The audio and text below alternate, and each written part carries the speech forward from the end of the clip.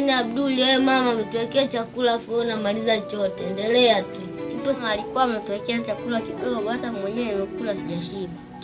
Ndio usiniache hata kidogo Abduli. Mimi sijui bwana. Alikuja kama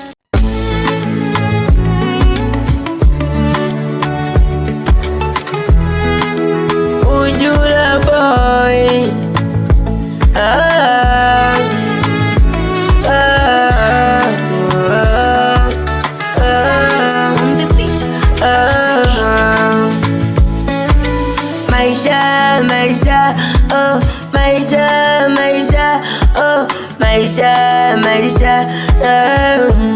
Maisha tunayopitia ni magumu sana.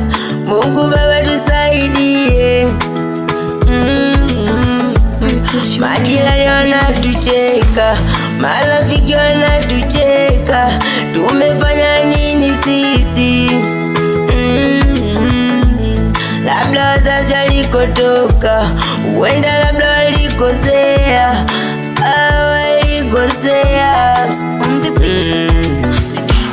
Mungu wasamehe kama wamekosa, wasamehe, tunahangaika ni sisi.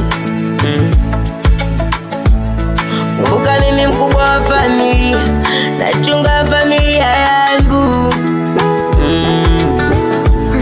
Mimi ni mtoto wa shule tena, nguo nazovaa tena zimechanika kwa viraka. Madogo zangu wamenatoka shule, wanarudi shule bwana, wanakotoka hata chakula.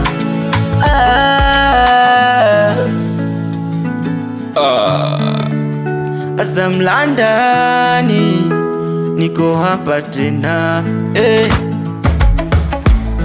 Kama Mungu aliweka matajiri na masikini, huwa najiuliza zamu yetu itafika lini? Hata kama kupata ni kwa zamu, sasa mbona zamu yetu bado haifiki?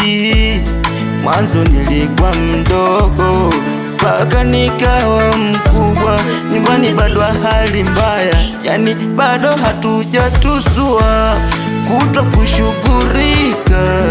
Kama unavyoona ni mahangaiko, pengine tunanuksia kutoka enzi na enzi, majina yakapita enzi, wanagawa vichenji, lakini mbona kila siku tuomba kwa Mwenyezi, siku moja maisha yetu yaje yapande ngazi.